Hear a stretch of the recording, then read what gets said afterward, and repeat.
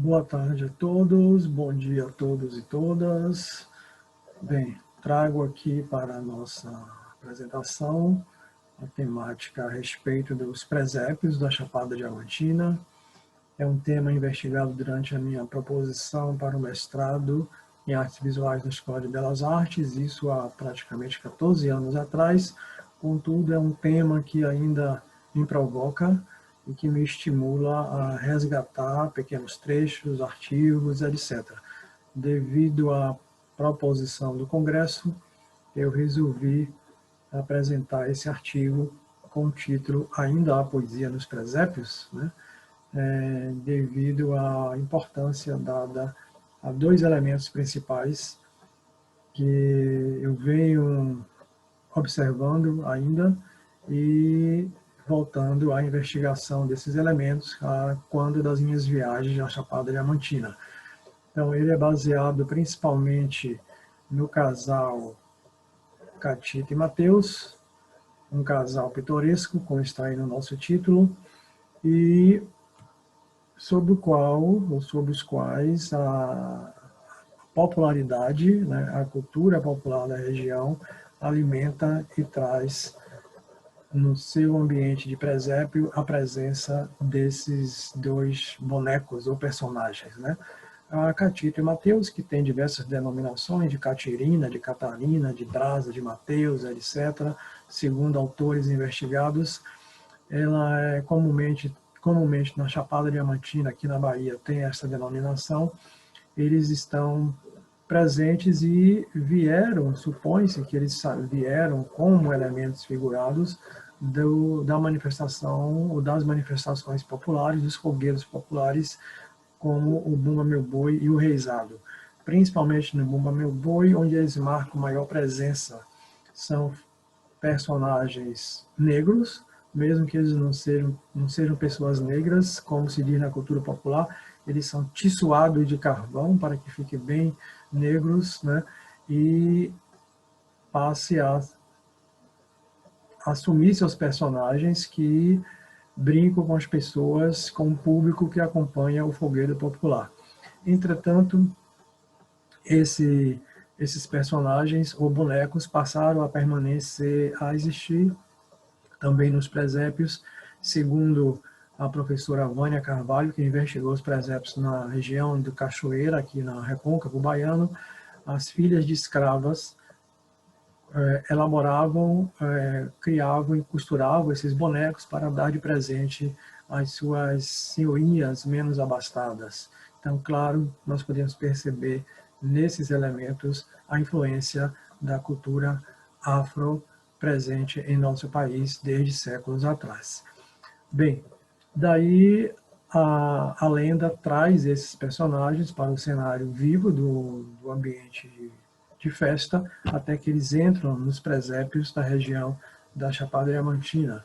Isso é bastante claro quando se observa esses elementos nos presépios. Contudo, as pessoas que montam os presépios, elas não têm uma informação precisa a respeito de quando esse casal foi introduzido no presépio naquela região. Então, por exemplo, Catarina e Braz, é uma denominação pessoal da belenista Alice Ferreira Braga, sobre o casal no cenário dos presépios, e justifica Catarina e Braz porque eles foram visitar o menino Deus quando nasceu. Daí eles ficaram na Lapinha. Pode dizer que é os donos da Lapinha. Fora meu santo lá, é eles quem faz mais graça na Lapinha, é eles dois. Uma entrevista realizada no dia 29 de dezembro de 2004. Já Dona Aurenive Moreira Neves, outra belenista da região próxima a Mucugê, no distrito de João Correia, ela tem também os personagens de Catita e Mateus e ela conta histórias enormes, né, sobre o casal. Então, Catita e Mateus, né, quem começa o presépio com eles, dois, nunca teve um presépio para não ter eles, Catita e Mateus, nas palavras de Dona Aurenive Moreira Neves. Então, enfim, é uma admiração e um processo muito complexo na relação deles com esses personagens. Aí está, podemos ver uma imagem geral do objeto de Dona Lenive Moreira Neves, e aqui, com a seta laranja, eu posso mostrar o pequeno casal de do Catita e do Mateus. E ela dizia, quando eu pude comprar, eu fui comprando e guardando, uns quebra, outros fica bom, e os que vai quebrando a gente vai jogando para o mato e comprando outros novos. Mas sempre Catita e Mateus. Daí foi do começo do meu presépio. Nunca Deus ajudou que eles piorou. Quer dizer, na linguagem dela, a importância de tê-los desde o início até quando ela pôde ainda montar seus presépios. Seguindo, nós podemos ter aqui a definição a respeito dessa cultura, da permanência, da persistência da cultura, onde cada estrutura, dentro da sua expressividade imagética, denota a confiança na fé e no modus operandi do sujeito que o monta. O sistema social que o rodeia traz larga influência nos sujeitos do objeto. Então, para Veine, que aponta para a solidificação da cultura, mostrando que ela é cúmplice das emoções humanas, abre aspas, de uma maneira geral, crer a partir da confiança desempenha um enorme papel na vida cultural e religiosa. Podemos ver que a estrutura do presépio e seus personagens demonstra a crença como fator de base no imaginário pessoal e coletivo. Assim, portanto, as histórias narradas no contexto do presépio são histórias advindas da crença, entretanto enriquecidas pelo fenômeno da bricolagem e de uma arte bruta a partir dos elementos expostos no plano geral do objeto. E esses objetos, eles trazem várias informações para nós, que observamos com mais cuidado. Então, por exemplo, eu pude observar que eles extrapolam o cunho religioso, né?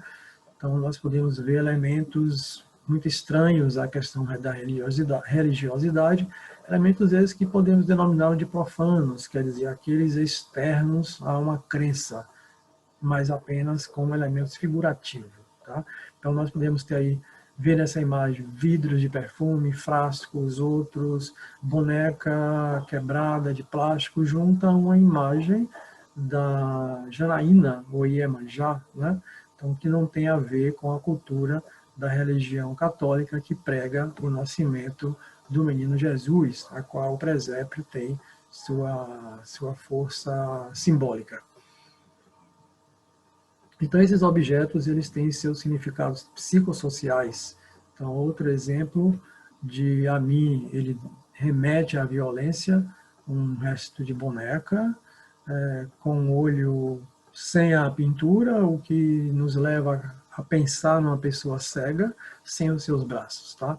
Então, isso nos remete a momentos de violência, momentos esses que estamos sempre ouvindo, sempre tendo como notícias de crescimento, e isso é reportado também no conjunto da estrutura de um presépio, tanto da parte de beleza de uma cidade, quanto da parte da violência de uma cidade.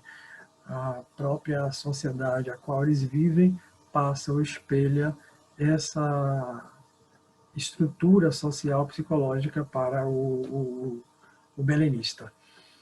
Bem, então, aqui o depoimento da Antônia Santana Silva, com seu presépio em formato vertical, caixotes sobre caixotes.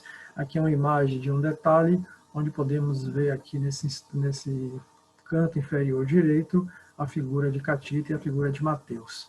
Então, ela dizia o seguinte, porque fica mais bonito, mais colorido, enfim, que eu acho assim, que se a gente fazer só com as plantas, não vai ficar mais bonito, né? Aí a gente coloca uns brinquedinhos, umas bonecas, eu tenho Catita, tenho Mateus, e aí para ficar mais bonito. É uma entrevista realizada em janeiro de 2005. Dona Antônia, ela é da Vila de Gatu, também na Chapada Diamantina, e ela conviveu bastante com Dona Idalícia, que foi uma mestra em presépios e que me estimulou bastante na produção dessa pesquisa. Então, aqui eu trago um exemplo do presépio da Dona Idalícia e um presépio da Dona Minelvina. No presépio da Idalícia, eu aponto a presença aqui do casal Mateus e Catarina e Catita. um presépio bastante peculiar, com jornal, pintado de forma bastante irregular e com objetos que o circundam. Essa imagem foi de 98, ainda sem nenhum propósito de iniciar a pesquisa. E aqui um detalhe da outra imagem do presépio da Minelvina Cruz de Oliveira, em Wagner, Bahia, já no processo da investigação, mostrando um detalhe da Catarina e do Mateus, ou Catita e Mateus. Importante notar que nessa representação do casal ou da família existe já um pequeno boneco, mostrando aqui um boneco em proporção de uma criança, indicando a construção, a constituição de uma família. Então podemos concluir que assim encontrei nesses objetos de relações interpessoais da Chapada Diamantina, os presépios, um modo experimental de trocas mútuas entre saberes que fazem a ponte entre a religiosidade popular e a religião doutrinária. Contudo, um modelo de crença que se desfaz da ortodoxia através de diálogos vigorosos, políticos e sociais, espelhados no presente, transpostos como bricolagem de histórias fantásticas que germinam das raízes culturais entre fazeres e permanência da poética. A poesia está, sim, presente como uma constante necessária nesses cenários interativos que dialogam entre o seu mentor, a comunidade local e regional. Bem, é essa a minha colocação a respeito do elemento investigado e trago como referências para este artigo o Barroso, o Carvalho, Deleuze, a minha dissertação de mestrado, Heberto Salles, que escreveu um romance a respeito do garimpo na Chapada Diamantina, Paul Veyne e a história conceitual. Agradeço a todos e desejo a todos um ótimo congresso. Muito obrigado e até breve.